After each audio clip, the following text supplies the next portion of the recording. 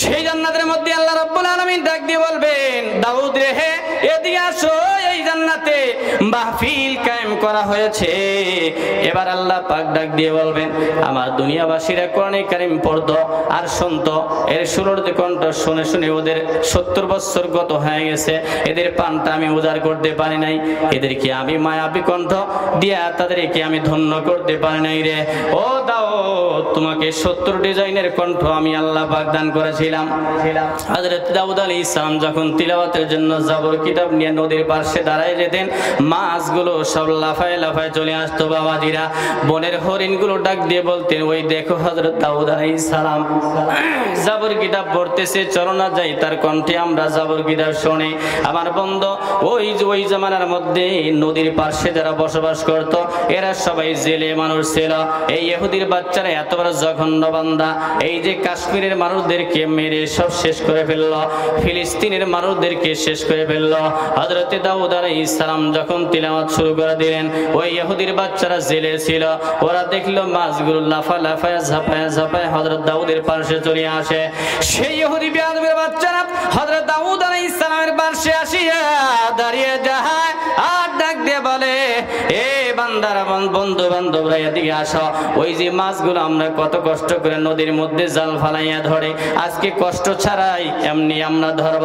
আল্লাহ রাব্বুল আলামিন ডাক দিয়ে বললেন, খবরদার মাছ ধরা যাবে না, কারণ এইগুলি এমনি আসে না আমার দাউদের কণ্ঠ শোনার জন্য। আল্লাহু আকবার, জোরে কও। খবরদার ধরা যাবে না, তোরা তো সিটার বাটপার বেয়াদব, তোরা তো শুনিস না আমার মাছগুলো আইছে আকর্ষণে। জাবুর কিতাব শুনবে, আসমানি কিতাব, আসমান দেন বড় বড় 4টা কিতাব, বলেন তো কি কি? তাওরাত, জাবুর, ইনজিল, কোরআন। নাম কোন? তাওরাত, জাবুর, ইনজিল, কোরআন। এই যারা জীবনে আসমানি কিতাবের নাম কোন, এটা জোরে কোন। তাওরাত, জাবুর, ইনজিল, কোরআন, সবচেয়ে সেরা কিতাব হচ্ছে আমরা পাইছি, জোরে কোন মারহাবা। মারহাবা। কোরআনের সাথে কেউ পারবে না। 104খানা কিতাবে যা আছে, ফাতিহায় তা আছে, ফাতিহায় যা আছে, বিসমিল্লাহ তা আছে, বিসমিল্লাহ যা আছে, বায়ে তা আছে, বায়ের নুক্তার মধ্যে তা আমার আল্লাহ দিয়ে বুঝাই দিয়েছে, এর ছাড়া আর কিছু নাই, এটাই আমি আল্লাহ। চিৎকার করে বলেন মারহাবা। আমি আল্লাহর আগেও নাই, পরও নাই, আমাকে তাকাও। দেখাই না। ওরা করলো কি, দাউদ আলাইহিস সালাম এখানে পরে, সামনে নদী আর মাছ লাফায় লাফায় সব আসতেছে, পিছনে একটা পুকুর কাটলো, পুকুর খাইতে একটা সুরঙ্গ করলো, স্রোত।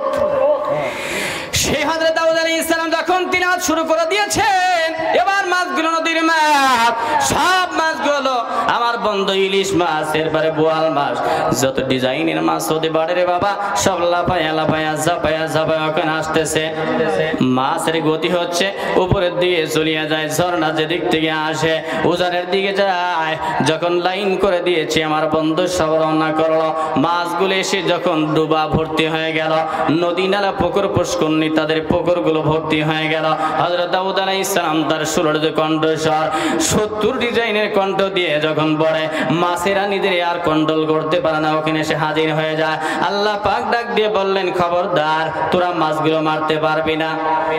শনিবারে ফিস সাবত, সাবতুন মানে হচ্ছে শনিবার, শনিবারে মাছ মারতে পারবি না, কারণ এই দিন আমার পয়গম্বর দাউদ আলাইহিস সালাম জাবর কিতাব তিলাওয়াত করে। এবার জেলেরা ডাক দিয়ে বলে, সারা মাস যা মাছ মারা যাবে না, একদিনেই তো তাম মেরে শেষ করা যাবে, এই 1 মাস মারার দরকার নাই, এই দিনটাই টার্গেট করো। ইন দা মিন টাইমে কোরআনের আয়াত নাজিল হয়ে গেল, খবরদার শনিবারের দিন মাছ মারা নিষিদ্ধ। এবার ইহুদির বাচ্চারা কত বড় খবিস জাতীয় মানুষ তারা, এবার ওরা ডাক দিয়ে বলে, আমরা শনিবারে মাছ ধরি, এই জন্য আল্লাহ পাক জাবরের মধ্যে আয়াতে কারিমা নাজিল করে নিষেধ করেছে, এ বন্ধু বান্ধবরা আমরা শনিবারে মাছ মারবো না, জাল বিছায় দাও, সব ডুবা, পিছনের ডুবা ওই যে সুরঙ্গ বেয়ে মাছগুলো সব হাজির হয়ে গেল। ডুবা পুকুর পুষ্করণী যখন ভর্তি হয়ে গেল কূপ, তখন বলতেছে জাল দিয়ে তোমরা ব্যারিকেড লাগাও, রবিবারের দিন আমরা মাছ মারবো। আল্লাহ পাক ডাক দিয়ে বলেন, এ বান্দারা আমি একটা কৌশল করলাম, তোরা কেন কৌশলের উপরে কৌশল করতে যাস? ওয়া মাকারু ওয়া মাকারাল্লাহ আল্লাহু খায়রুল মাকিরিন।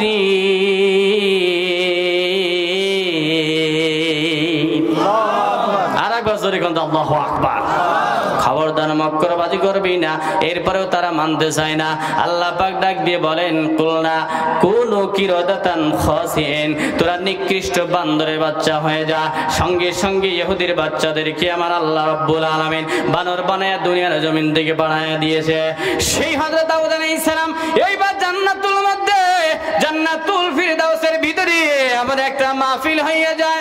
বিশেষ বক্তা হযরত দাউদ পয়গম্বর। আল্লাহ পাক বললেন, আমার জান্নাতবাসীরা কোরআন শুনতে চায়। এ দাউদ, আমি আল্লাহ সহ তোমার কণ্ঠ শুনবো। আমি এই কণ্ঠ তো তোমাদেরকে দান করেছি। এবার দাউদ আলাইহিস সালাম সূরা তাহা শুরু করে দিবেন। সুবহানাল্লাহ বলবেন না? সুবহানাল্লাহ। কিতাবের মধ্যে লিখছে হাজার হাজার বছর মানুষ বেহুশ হয়ে থাকবে। এটা কি বাইর হচ্ছে? কোত্থেকে মধু বাড়ায়, কিভাবে আসে? আল্লাহ আরো শুনতে চায়, আরো শুনতে চায়, আরো শুনতে চায়। চিৎকার করে বলে মারহাবা।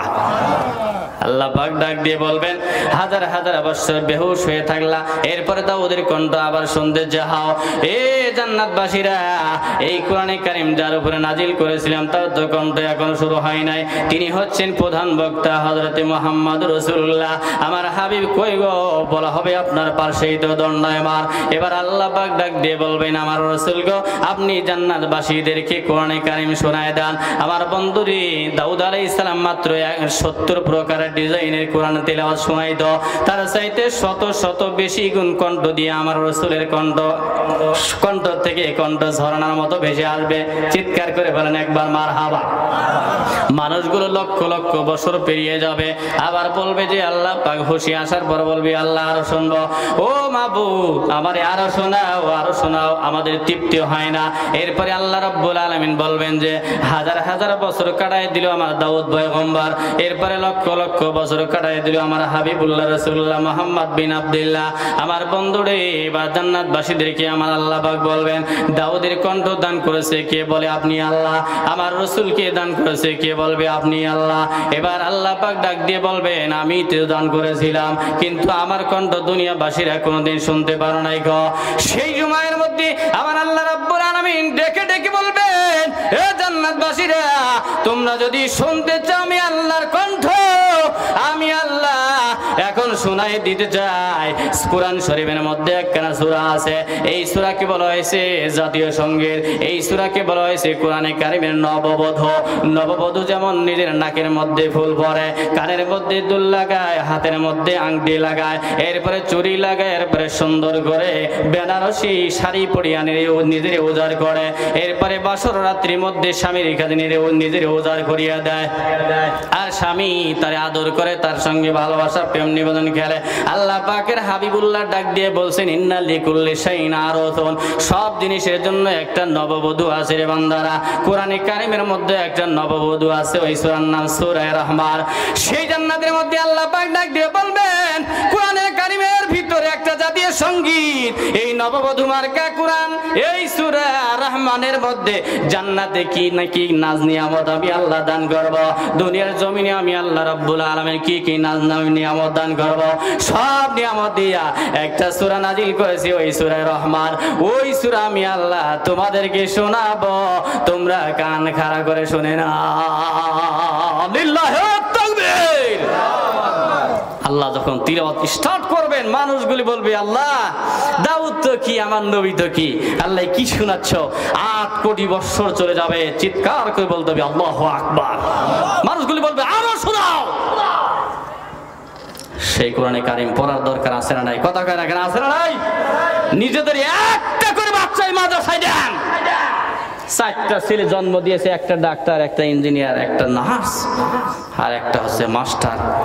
বাপ মরে গেছে, জানাজা দিতে পারে না, 4টা ছেলে দাঁড়িয়ে আছে, হুজুরের কাছে বলে হুজুর জানাজা পড়ে দেন। এরকম এতিম অসহায় শিক্ষক মানুষ আছে না নাই? কথা কয় না? আছে না নাই? আপনার কি দেয় না আল্লাহ? কিসের অভাব বলেন? এই দৃশ্য বাংলার জমিনে আমরা দেখতে চাই না। কোরআন যদি সংসদ দখল করে, আলেম ওলামারা, ইসলামপন্থীরা যদি চলে যায়, স্কুল কলেজ বিশ্ববিদ্যালয়ে একটা করে আলেম তৈরি করা হবে, সেটিং করা হবে। সমস্ত আলেমরা বাধ্যতামূলক ভাবে সমস্ত ছেলেদের কলিজার মধ্যে কোরআনের আগুন লাগাই দেওয়া হবে। এই আগুন জ্বালায় পুড়ায়া শিরক বেদাত দূর করে দিবে, সিনেমা বন্ধ করে দিবে, নাটক বন্ধ করে দিবে।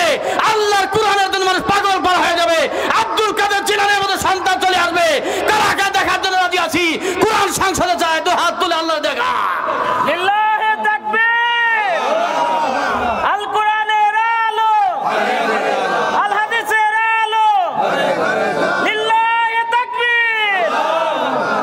ইনশাআল্লাহ। এই স্লোগানগুলো আল্লাহ কোরআনের জন্য কবুল করে নিক। সকলে বলে যাবেন আমিন। এবার আল্লাহ রাব্বুল আলামিন বলে, বান্দারে এই কোরআনে কারিমটা আমি দুনিয়ায় জমিন দিয়েছি। কোরআন আছে, দেখেন একটা কদর যদি করা যায় তা জান্নাতের মালিক হয়ে যাব। আমি দুনিয়ায় কয় টাকার মালিক হতে পারি? এই গ্রামের সবচেয়ে ধনী কয় টাকার মালিক বলেন তো দেখি, কয় কোটি? একটা আনুমানিক আন্দাজ কয় কোটি হতে পারে? 2 কোটি, এর উপরে পাওয়াই খুঁজে কোটি। আচ্ছা, জমি জমার মালিক আছে কয়শো বিঘের উপরে মালিক নাই? কত দেখি সবচেয়ে বেশি কার জমি? 100 বিঘে। 100 বিঘে এখন পাওয়াই কঠিন হয়ে যাবে। আচ্ছা, বিল্ডিং আছে এই গ্রামে আছে, একটা কথা আমি তথ্য দেব। বিল্ডিং আছে, কয়তলা বিল্ডিং আছে? 3 তলা আছে। 3 তলার উপরে এই গ্রামে বিল্ডিং আছে। আল্লাহ পাক বলে, বান্দারে কোরআন চিনলি না, কোরআন মানলি না, কোরআন ছেলে আর মেয়েদেরকে কোরআনের হাফেজ আলেম বানাইলে না, মুফতি মুহাদ্দিস বানাইলে না, 6666 তালা বিশিষ্ট সোনা আর রূপা দিয়ে বানানো জান্নাত তোর জন্য অপেক্ষা করতেছে। চিৎকার করে বলতে হবে মারহাবা। আরো জোরে কোন মারহাবা। কোরআনটা মানতে পারলে ইনশাআল্লাহ আমার ডানে বামে আস, তারপরে সামনে পেছনে উপরে নিচে সব জায়গায় কোরআনে কারে কোরআন চালু করে দাও, সব ঠিক হয়ে যাবে। কোরআন নাই, দুর্নীতি ভরে যাবে, সাদাবাজ দিয়ে ভরে যাবে, চুরি দিয়ে ভরে যাবে, ডাকাত দিয়ে ভরে যাবে। ওই কানাডার জমিনে চুরি করে করে নিয়ে যায়, সব বিল্ডিং বানাবে, মরলে কবর আল্লাহ জাহান্নাম দিয়ে ভরে দিবে। এটা আমরা দেখতে চাই না, আমরা জান্নাতের মালিক হতে চাই কোরআনের আলো দিয়ে। কথা বলতে হবে, ঠিক না বেটা? পরিশুদ্ধ হবে কব? জাহান্নামে কেন যাব আমি? বিশ্বনবীর চেহারা লাল হয়ে যাবে, একটা উম্মতের জাহান্নামে যায়, আর জান্নাতে যাওয়ার পথই হচ্ছে আল কোরআন। এটা সংসদে নিলে আপনার সমস্যা কোথায়? ঠিক না বেঠিক জোরে বলেন? কিসে বাদে আপনার? বিশ্বনবীর সমস্যা হইল না, আবু বকরের সমস্যা হইল না, উনি প্রধানমন্ত্রী। বিশ্বনবী কিন্তু বাইতুল্লাহ শরীফের এই মক্কা মদিনার প্রধানমন্ত্রী ছিলেন। চিৎকার করে বলতে হবে মারহাবা। চিন্তা করেছেন, কোরআন দ্বারা আইন করেছেন, পাশ করেছেন, বিচার করেছেন, ফয়সালা করেছেন। আমরাও করবো ইনশাআল্লাহ। আমি কালেকশনের দিকে যাচ্ছি। দেখেন, সৌদি আরবে একটা নৌকা ডুবে গেল, মালদ্বীপ শহর ভেসে উঠলো, চতুর সাইডে খালি পানি আর পানি। 2-1 মিনিটে আমি শেষ করছি। দেখেন, তে নৌকা যখন ডুবে গেছে, ওর মধ্যে একটা কোরআনে কারিমের হাফেজ ছিল। আল্লাহ পাক এই কোরআনের বরকতে বাঁচার তৌফিক দিয়েছেন। নামটা হচ্ছে হাফেজ আবুল বারাকাত। জোরে কান মারহাবা। জেলেরা মাছ মারা নৌকার মধ্যে তারা উঠাইলো, কেরে একটা মানুষের লাশ ভাসে, ব্যাপার কি?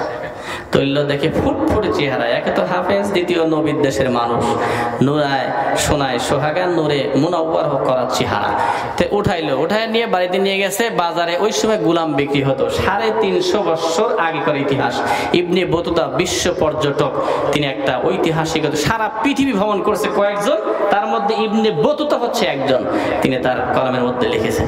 তে আজ থেকে 350 বছর আগের কথা, কোরআনের কথা। যেহেতু শুরুতে আমি আয়াতও পড়ছি কোরআন, আর কোরআন জান্নাতে শুনলাম, এরপরে দুনিয়াতে সামান্য, এরপর আমরা ইনশাআল্লাহ আদায় কোরআনের মার্কাজের দিকে চলে যাব। তো একটা কাষ্ঠ খণ্ড এরকম ভাসতেছে, ওই হাফেজটা ওর উপর উঠেছে, বাসে বড় এই অবস্থায় ভাসতেছে ভাসতেছে। জেলেরা মাছ মারতেছিল, হঠাৎ করে দেখে কি ব্যাপার, মাছ এখানে, মানুষ এখানে ভাসে, মাছ নাকি, দেখ না মানুষ, ছোট্ট মানুষ। তো উঠাইছে, উঠাই নিয়ে বাড়িতে নিয়ে গেল। ওই সময় গোলাম বিক্রি হইতো, মানুষ গোলাম হিসেবে বেচা কিনা হইতো। এক হিন্দু মহিলা ছিল, টাকা পয়সার অভাব নাই, কিন্তু একটা বেটা নাই, বিটি আছে, একটা বিটি খুব সুন্দরী, একটাই বিটি আছে, ছেলে নাই। চিন্তা করলো এটা কাজে লাগবে, ভবিষ্যতে আমি ছেলে বানাই নেব। জোরে কান মারহাবা। কোরআনে কারিমের হাফেজ তো খাওয়াইছে দাওয়াইছে, সুস্থ করছে, ভালো হয়েছে, আস্তে আস্তে ধীরে ধীরে বড় হয়ে গেছে। হঠাৎ করে দেখে এই বৃদ্ধা মহিলা একদিন খুব টেনশন পেরেশানি, আর ধা ধা করে কাঁদতেছে। হাফেজ আবুল বারাকাত সাহেব তিনি বলতেছেন, মা, ওরে মা বলে। হিন্দু মহিলা কি হবে, সে তো লালন পালন করছে, অনেক চড়া মূল্য দিয়ে বাজার থেকে কিনে নিয়ে আসছে, লালন পালন করে বড় হয়ে গেছে। আচ্ছা, আপনি কাঁদেন কেন? বলে, বাবারে এই কথা তোমার আর শোনার দরকার নাই, তুই শুনে লাভও নাই। সে আল্লাহর বান্দা ডাক দিবে হাফেজ আবুল বারাকাত রাহমাতুল্লাহি আলাইহি। তিনি এবার ডাক দিয়ে বলে, মা, তুমি যেহেতু আমাকে বাজার থেকে থেকে নিয়ে আসলা, অনেক তুমি শ্রম সাধনা করেছো রে মাহা, তোমাকে আমি মা বলি আর তোমার এই কলিজার টুকরা নয়নের পুতুলি রে আমি বোন বলে ডাকি। তোমার কি দুঃখ বেদনা, তোমার পাশে কি আমি আসতে পারিনি, আমি ছেলে মানুষ। এবার ডাক দিয়ে কয়, বেটারি আমার এই মালদ্বীপ শহরে একটা নিয়ম আছে, প্রত্যেক বছরে একটা দিন ওই যে রাম মন্দির আছে পার্শ্বে চতুর সাইডে একটা সাগর আছে, এই সাগরের মধ্যে একটা সিডর তৈরি হয়, একটা জলোচ্ছ্বাস আরম্ভ হইয়া যায়, পানিগুলো পাহাড় পর্যন্ত উঁচু হইয়া আসে, আমাদের মালদ্বীপ শহরের চতুর সাইডে চলে আসে, অসংখ্য মানুষের জীবন বিপন্ন করে ওরা এই ভাষায় নিয়ে চলে যায়। ও বন্ধুরে, এই জিনিসটা ওই মালদ্বীপের বাদশা নামদার অগ্নি পূজারী ছিল, সমস্ত বান্দারা উম্মতেরা ওই পূজারাও সব ওই অগ্নি পূজারী ছিল। এবার ডাক দিয়ে বললেন, গণকেরা কোথায়? এরপরে জ্যোতিষীরা কোথায়? চন্দ্র দেখে দেখে যারা ভবিষ্যৎ গণনা করে, এই জাতীয় মানুষদেরকে মালদ্বীপ শহরের প্রধানমন্ত্রী ডাকলো। ডাকার সঙ্গে সঙ্গে ডাক দিয়ে বলতেছেন, এরকম একটা উপর যে পরি তরঙ্গমালা সৃষ্টি হয়, কি জন্য হয়, কোন কারণে হয়, কেনই বা হয়? সেই আল্লাহর বান্দারা ডাক দিয়ে কয়, আমরা অনেক গবেষণা করিয়া চিন্তা ভাবনা করলাম, ওই জঙ্গলে ওই সাগরের মধ্যে রাম মন্দির আছে, রাম মন্দির পাশে অনেকগুলো খবিস জাতীয় জিন আছে, খারাপ জিনেরা মানুষের ভালো যায় না, ওরা পানিকে উত্তাল করে ধরে, এরা পানিকে উঁচু করে ধরিয়ে দেয়, এরপরে জলোচ্ছ্বাস তৈরি হয়, ওই পানিগুলো আমাদের কাছে আসে, এরপরে বিপন্ন করে চলে যায়। এবার বাদশা নামদার ডাক দিয়ে বললেন, তাহলে এর থেকে বাঁচার বুদ্ধি কি?